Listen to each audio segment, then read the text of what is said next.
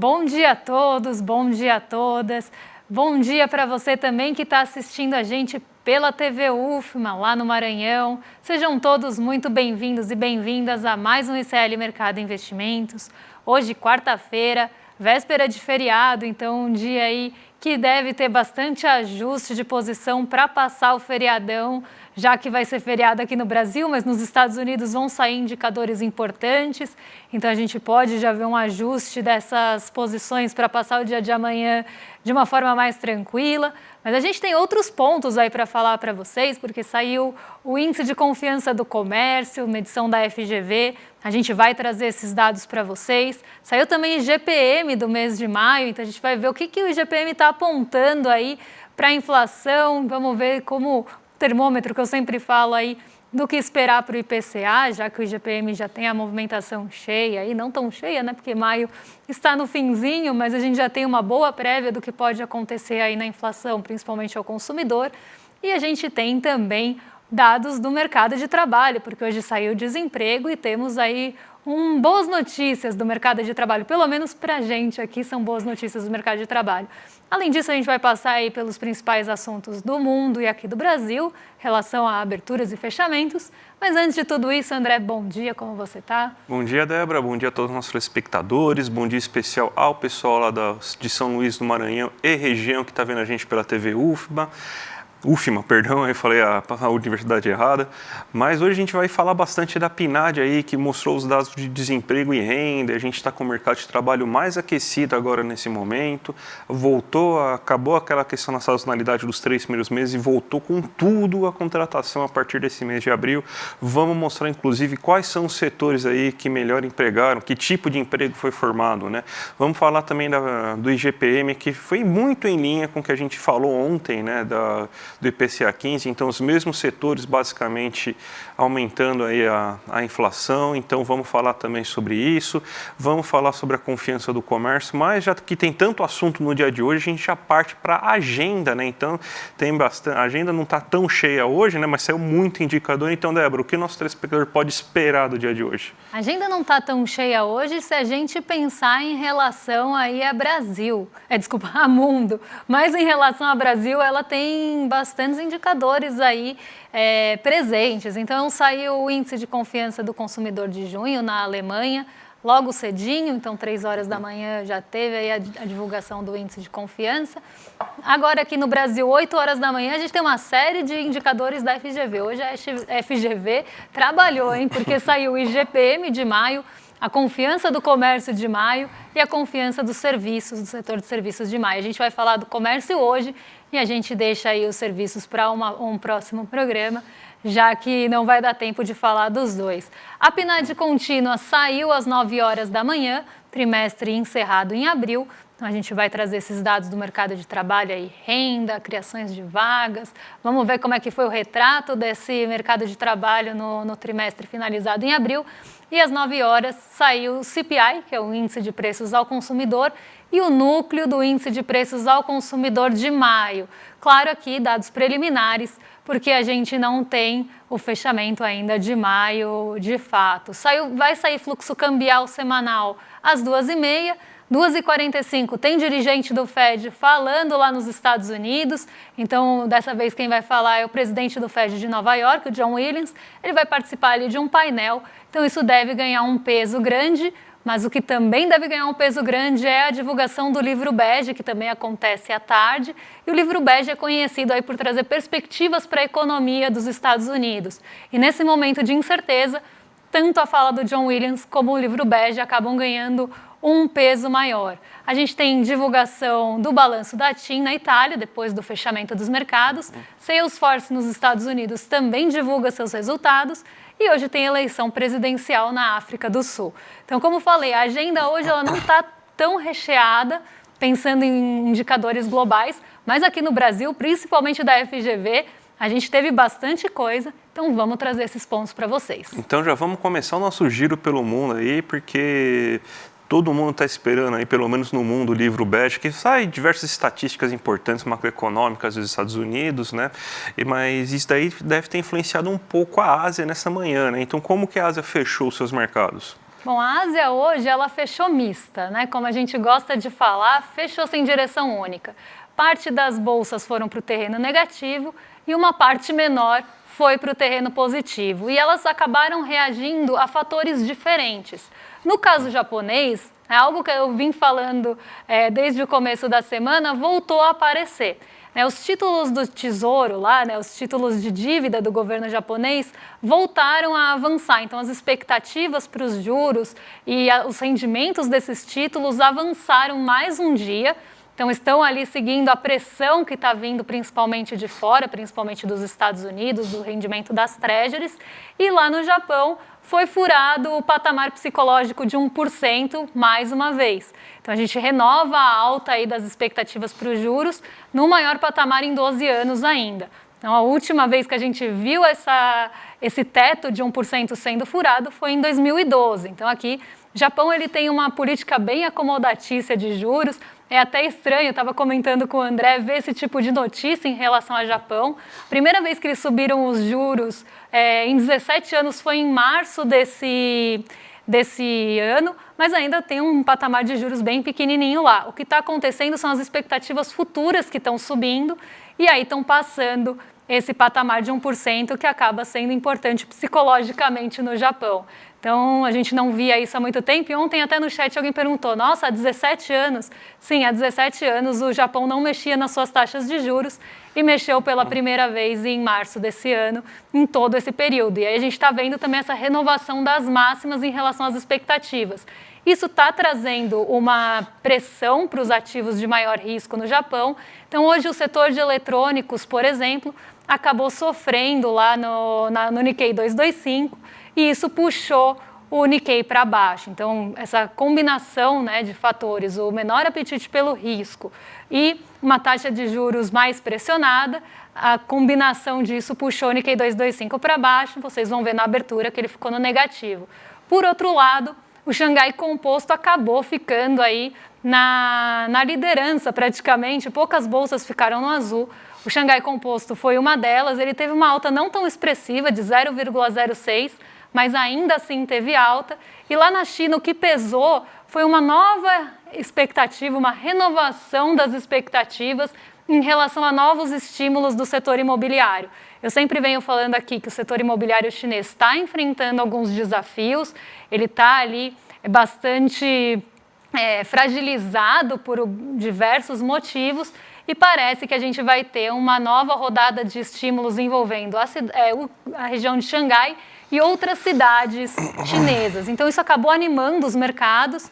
A gente viu até um movimento mais cedo de commodities em alta, agora elas já voltaram a arrefecer, mas a gente tem essa nova expectativa em relação a estímulos do governo chinês e isso acabou puxando o Xangai Composto para o terreno positivo. Então, hoje, bolsas ali seguindo direções divergentes e muito impactadas por fatores locais e até mais corporativos. Esse foi o movimento que a gente teve na manhã, inclusive nos futuros de Nova York, mas esse é assunto para daqui a pouquinho. Vamos agora para o Brasilzão, Débora, que saiu os dados do IGPM, que é a maneira que a FGV, Fundação Getúlio Vargas, ela divulga o seu índice inflacionário. Não é o oficial, mas é bom para a gente ter uma ideia do que pode estar acontecendo com a nossa inflação.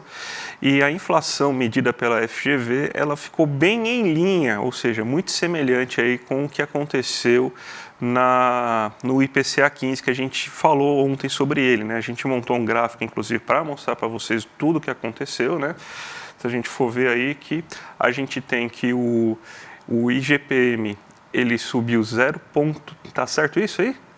O IGPM ele caiu 0,34, aqui é acumulado de 12 meses. Acumulado em 12 meses, Então, se a gente pegar o acumulado em 12 meses, a gente tem que o IGPM está em 0,34 negativo ainda, porque muito puxado pelos negativos do IPA. O IPA ele ficou muito tempo no negativo, ele está começando a ter uma alta agora, ele está com o acumulado de 1,73%. O IPC, que é o mais importante para a gente, está com um acumulado de 2,96%. Se a gente for comparar, por exemplo, com o IPCA 15, ele está em 3,7%, então ele está mais ou menos em linha, ele está constante. E o INCC, que é o índice da construção civil, está em 6,68%. Agora, vamos ver os dados mensais agora, para a gente observar o que está acontecendo. você vê que tem um salto bem considerável do IGPM, né, que ele saiu de 0,31 em abril, vai para 0,89 em maio, e muito mais ele foi puxado justamente pelo IPA. O IPA ele sai de 0,29% para 1,06% aí nesse mês. E o que é o IPA? O IPA é o índice ao produtor. Então, o preço ao produtor ficou mais caro. A gente vê que são bens industrializados que ficaram mais elevados, teve uma alta de mais de 1% também. E matérias-primas também se elevou bastante, um aumento de 1,50% aí, 1,5% aí nesse mês. Então, você está tendo alta no preço de algumas commodities, alta no preço, por exemplo, de alguns combustíveis, isso está elevando o preço aí para o produtor. Só que o que importa para a gente de verdade é o IPC, porque ele sim é aquele que está medindo a inflação ao consumidor. E ele ficou exatamente igual ao nosso IPCA 15, ele está em 0,44%. E você vê que as pressões foram as mesmas. Você teve uma alta no preço dos combustíveis, então o grupo transporte se elevou em 0,76%. Os medicamentos ainda continuaram sendo o fator decisivo aí, com medicamentos subindo mais de 1% aí nesse momento, e os alimentos arrefecendo. Então também a gente vê uma queda na inflação de alimentos aí agora nesse momento. Então foi isso que aconteceu aí nesse momento aí com o IGPM. Então ele tem basicamente as mesmas características que a gente observou no IPCA 15. Então tá bem em linha, para quem gosta de falar de manipulação de dados aí, acho que a GV não teria nada a ganhar com manipulação de dados inflacionários, né?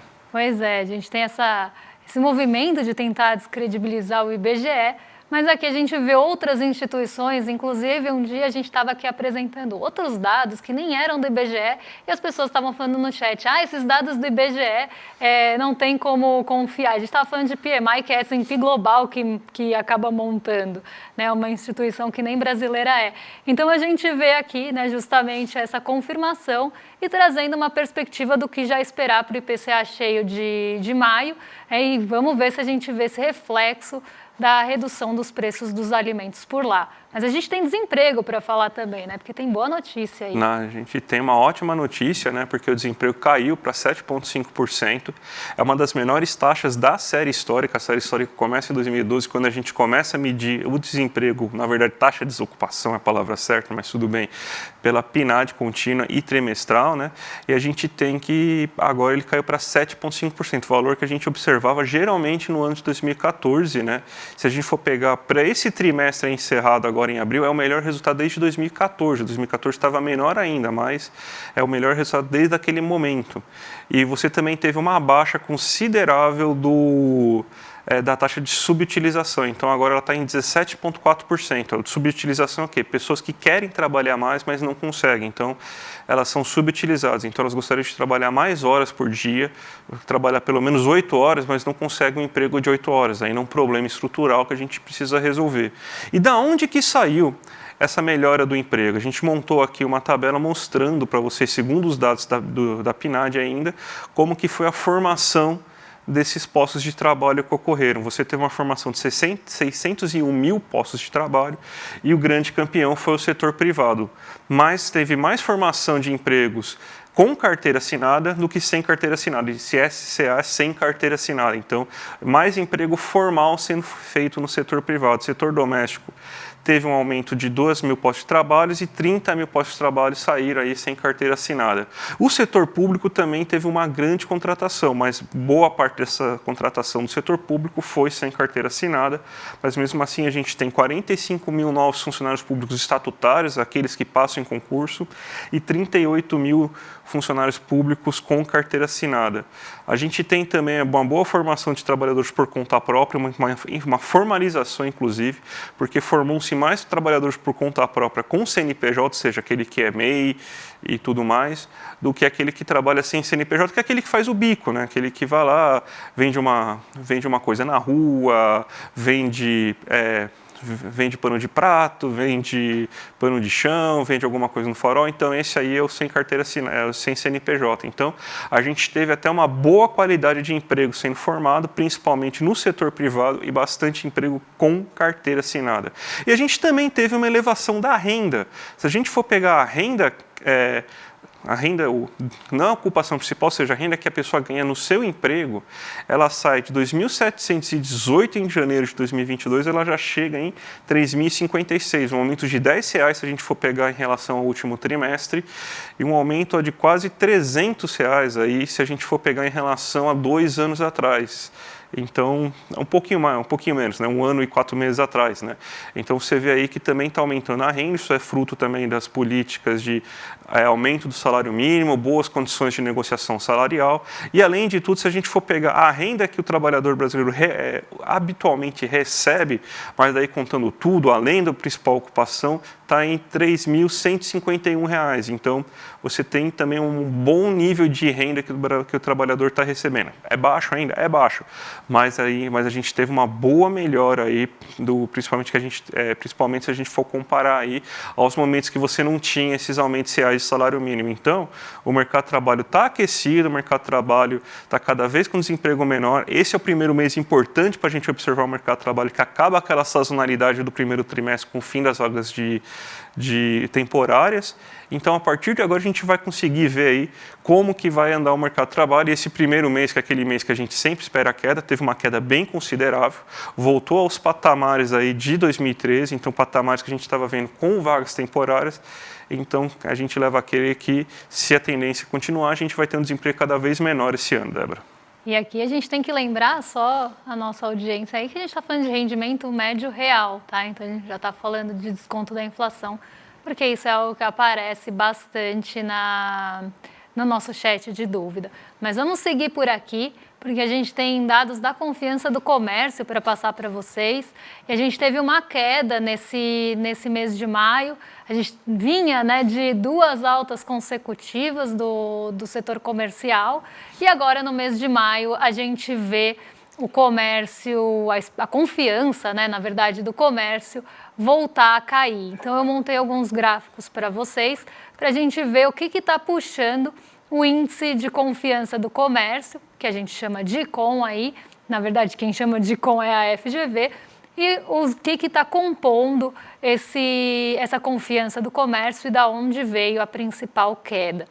Quando a gente olha aqui, a gente vê que a linha verde, que é o índice da situação atual, então é como é que o setor comercial está analisando a situação atual. A gente vê uma boa queda aí entre o mês de abril e o mês de maio. E por que a gente está vendo essa queda? Daqui a pouco a gente vai ver o quanto variou, mas eu já vou explicar para vocês. Essa queda está vindo bastante da análise da situação atual por uma redução da demanda do setor comercial no Rio Grande do Sul. Então, enquanto na indústria a gente não viu esse impacto tão grande na confiança divulgada ontem, no comércio ela já está aparecendo. Então, a gente vê essa queda na expectativa de demanda devido à tragédia que está acontecendo no Rio Grande do Sul, e isso está impactando, está impactando aí a análise da situação atual do setor comercial aqui no Brasil. O índice de expectativas, ele andou basicamente de lado, então a gente não teve uma mudança tão relevante entre o mês de abril e o mês de maio, mas também tem um impacto aí de como é que vai ser a retomada desse setor comercial, e não só por impactos aqui de Rio Grande do Sul, mas também por outras conjunturas, né? Então, se a gente pensar na taxa de juros, que agora é esperada uma taxa terminal mais alta aqui no Brasil no ano de 2024, a gente sabe o quanto o comércio é sensível a esse tipo de movimentação de juros, de expectativa para juros. Então, a gente tem uma expectativa de uma taxa mais alta esse ano e uma expectativa de que ela não vai cair tanto no ano que vem também. E temos, junto a isso, uma pressão ali vinda dos juros futuros, isso acaba impactando, sim, as expectativas para o comércio. Por mais que a gente tenha visto agora o desemprego melhorando, a renda melhorando, algo que impacta também o comércio, a gente tem, por outro lado, essa pressão vindo das expectativas, principalmente em relação à Selic, depois das mudanças que a gente viu acontecer na reunião, que a gente teve uma queda menor do que a gente estava esperando na última reunião do Copom, e essa sinalização do Roberto Campos Neto de que talvez tivesse pausa na próxima reunião, e isso já aparecendo em relatório Focus também. Então, aqui a gente tem uma piora de perspectiva para o cenário de juros brasileiro, e a gente sabe que o brasileiro precisa de crédito para consumir. e isso acaba impactando as expectativas, principalmente aí para futuro. Então vamos mudar aqui o gráfico para o pessoal de casa acompanhar, para ver como é que foi a variação em relação ao mês anterior, em relação ao ano anterior. Então, como eu falei, o índice de confiança do comércio, quando a gente olha a situação atual, que é justamente essa análise do momento atual do Brasil, a gente vê que teve uma queda de 7,9 pontos percentuais, uma queda de quase aí 8, né? Uma queda bem expressiva em relação ao mês passado, que a gente tinha uma confiança melhor no comércio. E aqui que entra justamente esse impacto da tragédia do Rio Grande do Sul. Quando a gente olha o índice de expectativas, como eu falei, ele andou basicamente de lado, ele não teve ali uma alta expressiva, nem uma queda, ficou em 0,1 ponto percentual, ficou basicamente de lado, e aqui a gente só não viu uma outra análise justamente por conta do cenário pintado aí, especialmente em relação a juros, mesmo com outras variáveis melhorando. E a gente tem uma queda no total aí da confiança do comércio de 4 pontos percentuais. Então, uma queda muito puxada pelo índice da situação atual. Se a gente for olhar bem, né, a gente consegue ver isso. Mas em relação ao ano passado, então, da forma que o setor comercial estava analisando essas mesmas variáveis no ano passado, a gente teve melhora em todas elas, mesmo tendo essa queda das expectativas entre abril e maio. Então, quando a gente olha a análise da situação atual, apesar de tudo que a gente está enfrentando e de toda essa deterioração da confiança e dessa análise presente, aí, principalmente por conta do Rio Grande do Sul, a gente vê que em relação a maio de 2023, a situação ainda está melhor avaliada, em 0,9 ponto percentual. O índice de expectativas está bem superior ao do ano passado, então as expectativas para o futuro, também apesar do cenário, estão melhores do que estavam em maio de 2023, e o índice de confiança do comércio, de uma forma geral, também está melhor do que estava no começo do ano passado. Então a gente consegue ver aqui essas movimentações, apesar de um cenário de tragédia e uma análise nebulosa em relação a juros aqui no Brasil, a gente ainda tem um cenário um pouco melhor do que tinha em maio de 23. Vamos então agora para a abertura de mercado, Débora. Como que está o nosso querido amigo mercado? Tá caindo, hein? Tá caindo, tá meio triste o mercado, hein? Tá esperando o feriado, né? Pois é, já está se preparando para o que vem nos próximos dias, né? Porque amanhã é feriado aqui no Brasil e a gente não vai ter negociação. Então, o que acontece? Hoje o mercado já está se posicionando para o que vai sair amanhã também. Então, já está se posicionando para o que temos hoje de notícia e indicadores e tudo mais, e já está se posicionando para passar quinta-feira, já que a gente não vai ter negociação, tem que já posicionar para o dia de amanhã, e amanhã sai PIB nos Estados Unidos, então um dado importante aí que vai sair no feriado, e na sexta-feira, por mais que o mercado esteja aberto, a liquidez é muito menor, porque é emenda de feriado, e por mais que a gente tenha operações na Bolsa e nos mercados de uma forma geral, normalmente as operações são muito reduzidas. Então pode ser que o mercado já esteja se posicionando para segunda-feira. E aí a gente tem um dado muito importante que sai na sexta nos Estados Unidos também, que é o PCI, Índice de Gastos com Consumo. E esse índice de gastos com consumo é uma medição de inflação ali dos gastos com consumo pessoal, e o Banco Central dos Estados Unidos dá um peso enorme para essa métrica. Eles olham muito de perto e usam esse indicador para condução de política monetária. Então a gente tem dados importantes que saem hoje à tarde, então a gente está falando de livro bege, isso fora do Brasil. Na quinta-feira a gente tem PIB e na sexta a gente tem o tal do PCI tão aguardado para essa semana. E aí o mercado já está se posicionando para possíveis, inclusive, reveses que possam vir aí dessas divulgações, principalmente da sexta-feira, que tem muito potencial para mexer com as expectativas de juros. Mas quando a gente olha hoje lá nos Estados Unidos, as expectativas de juros já estão subindo. Então, a gente tem uma alta aí nos rendimentos dos títulos do Tesouro de 0,89%, chegou até a subir 0,90% aí para quem estava vendo na tela. E isso a gente está vendo desde manhã, tá? Não é algo que está acontecendo agora, as expectativas lá já estavam subindo. Então, os rendimentos dos títulos do Tesouro para 10 anos, aqui no títulos do Tesouro, né, títulos de dívida dos Estados Unidos que eu estou falando, para 10 anos já estão subindo, e aí a gente tem essa pressão negativa nas bolsas, porque, como eu sempre falo, expectativas de juros mais altos acabam aí levando, né, mais para a renda fixa e mais para investimentos conservadores o recurso, até em momento de incerteza, é lá que ele vai ficar mesmo. E isso diminui o apetite pelo risco e a gente vê as bolsas caindo em bloco. Tem um outro fator mais local dos Estados Unidos e mais corporativo, que foi mais também ligado a companhias aéreas, porque hoje, no finzinho do dia de ontem, a American Airlines ela acabou divulgando ali uma redução das expectativas para os lucros nesse ano e para as receitas também. Então, ela revisou para baixo tanto receita como lucro. E aí as ações da American Airlines caíram um monte ontem, né? Eu ia falar American Airlines despencou, mas a última vez que eu falei isso, depois eu fiquei pensando que coisa horrorosa que eu falei, mas caiu com força. E hoje no pré-mercado estava caindo mais de 8%. E isso também acaba pressionando o setor de transportes aéreos aí de uma forma geral. E aí a gente tem também DI Futuro hoje subindo, também já se posicionando para todos esses dados que vão sair nos próximos dias. O dólar sobe junto ao rendimento das treasuries e a queda da nossa bolsa. E hoje a gente não conta nem com o apoio do petróleo, que a gente contou aí durante a semana toda, porque o petróleo cai 0,55, e nem com o minério de ferro, porque ele também caiu em Dalian na China. Então hoje os pesos pesados do nosso Ibovespa, Vale e Petrobras, que juntos aí têm um grande peso na composição do índice, não vão contribuir para puxar o Ibovespa para cima. Então a gente tem aí essa queda do Ibovespa também por esse fator, além da diminuição do apetite pelo risco. Débora, a gente vai agora lançar aí, mostrar para o nosso telespectador que vai ter um lançamento muito especial para todo mundo que for membro de série, né? A gente está fazendo, a gente vai lançar um novo original de série, todo para quem é assinante aí, Extremismo Religioso, Sequestro da Fé.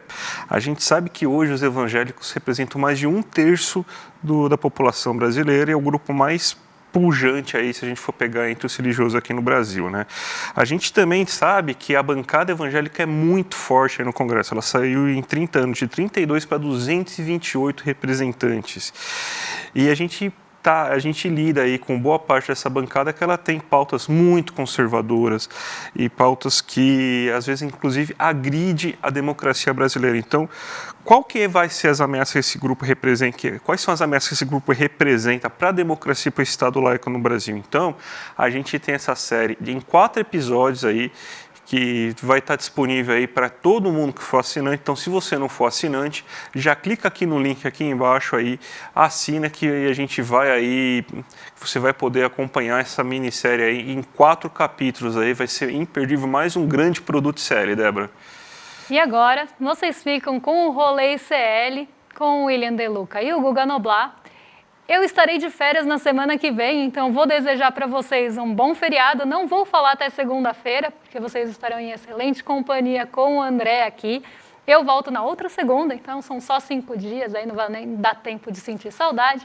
Aí eu volto na segunda-feira, na segunda-feira, dia 10, mas na segunda-feira tem o André aí conduzindo o Mercado de Investimentos com vocês.